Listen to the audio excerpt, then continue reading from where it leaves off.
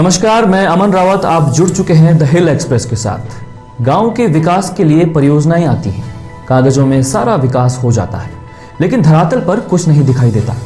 कहीं कुछ दिखता भी है तो साल भर से पहले ही उसकी हालत देखने लायक नहीं होती।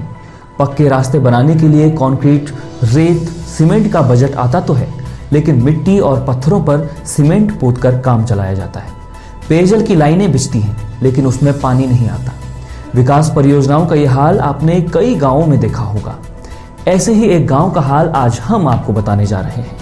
रुद्रप्रयाग के कखोड़ा खाल सिंदरवाणी मल्ली गांव का हाल कुछ ऐसा ही है। यहाँ गांव में एक सिंचाई परियोजना आई, लेकिन नहर नहीं दिखाई दी। सिंचाई के साथ ये परियोजना पेयजल के लिए भी थी, जिसकी पाइपलाइन तो बिछी है, लेकिन आज तक इसमें पानी तक नहीं आया। जगह जगह से खुले पड़े पाइपलाइन के मुहाने खाली पड़े जंग खा रहे हैं, लेकिन इनकी सुध लेने वाला कोई नहीं है। गांव में पक्के रास्तों का निर्माण कंक्रीट और रेत के नाम पर कच्चे पत्थरों और गदेरों की मिट्टी में सीमेंट मिलाकर हो रहा है। जल संग्रह के लिए बनी चाल खाल परियोजना में भी झाड़ी उग आई है। गांव में सबसे बड़ी समस्या भी पानी की ही है, लेकिन मौजूदा पेयजल लाइन भी बड़ी जर्जर अवस्था में है। पानी कभी भी साफ और लगातार नहीं आता। बरसात के दिनों में टंकी में कीचड़ भर जाता है। सफाई न होने के कारण ग्राम वासियों को पानी की भारी किल्लतों का सामना करना पड़ता है। गांव के एक युवा हैं रविंद्र सिंह बिष्ट। उन्होंने गांव की पेयजल व्यवस्था को लेकर एक वीडियो बनाया। इस वीडियो में उन्होंने वहां के ग्राम प्रधान को जमकर लताड़ा। ये वीडियो फेसबुक पर वायरल हो गया। फेसबुक पर इस वीडियो के वायरल होने के बाद आखिरकार पानी की टंकी साफ की गई। रविंद्र सिंह बिष्ट का कहना है कि गांव में चल रही इन तमाम परियोजनाओं में बड़ा घोटाला किया जा रहा है। सार्वजनिक निर्माण कार्यों से लेकर विकास कार्यों तक हर छोटे बड़े कार्य में भ्रष्टाचार भरा पड़ा है। परियोजनाओं में चल रही इन गड़बड़ियों को लेकर जब कोई सवाल पूछा जाता है तो हमें कोई जवाब नहीं मिलता। वे इस तमाम भ्रष्टाचार का आरोप पूर्व ग्राम प्रधान और वर्तमान ग्राम प्रधान पर लगाते हैं। उन्होंने आगे कहा कि विकास कार्यों में फैले इन तमाम भ्रष्टाचार के खिलाफ हमने भ्रष्टाचार मुक्त उत्तराखंड जन क्रांति नाम से एक अभियान छेड़ा है, जिसकी शुरुआत हमने गांव स्तर पर हो रहे भ्रष्टाचारों को उजागर करने से की है। इसके तहत अब हम आरटीआई के द्वारा हर भ्रष्टाचार का जवाब मांग रहे हैं। एक वीडियो संदेश के जरिए उन्होंने गांव की समस्याओं पर हमें अपनी बात भेजी है।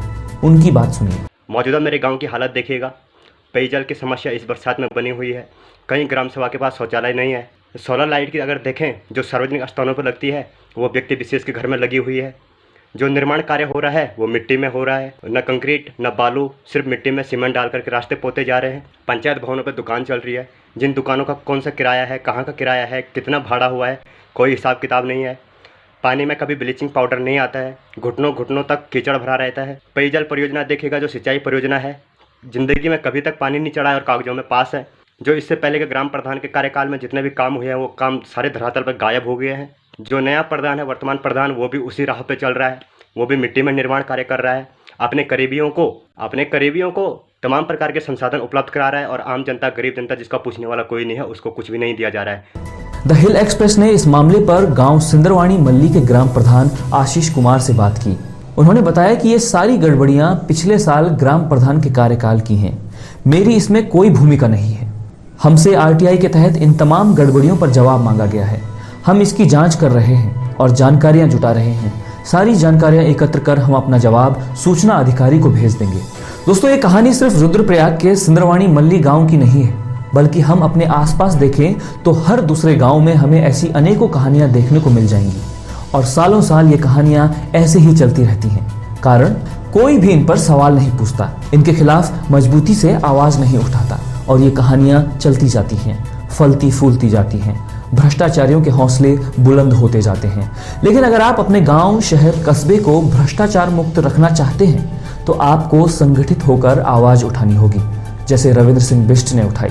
रविंद्र सिंह बिष्ट के आवाज उठाने के कारण उनके कीचड़ से भरी पेयजल की टंकी की सफाई हुई और गांव के विकास कार्यों में हुए भ्रष्टाचारों की जांच हुई। ऐसे ही आपके गांव में हुए भ्रष्टाचार की भी पोल खुल सकती है, बशर्ते आपको आवाज उठानी होगी। ये वीडियो अगर आप फेसबुक में देख रहे हैं तो इसे लाइक करें, साथ ही हमारे पेज को फॉलो करें। यूट्यूब में अगर आप इस वीडियो को देख रहे हैं तो इसे लाइक करें, शेयर करें, साथ ही हमारे चैनल को सब्सक्राइब करना बिल्कुल न भूलें। नमस्कार।